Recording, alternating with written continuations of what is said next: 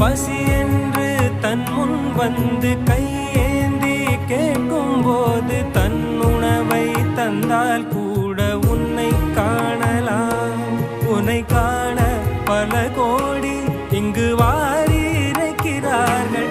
எளிதாக உன்னை சேர இங்கு யாரு நினைக்கிறார்கள்.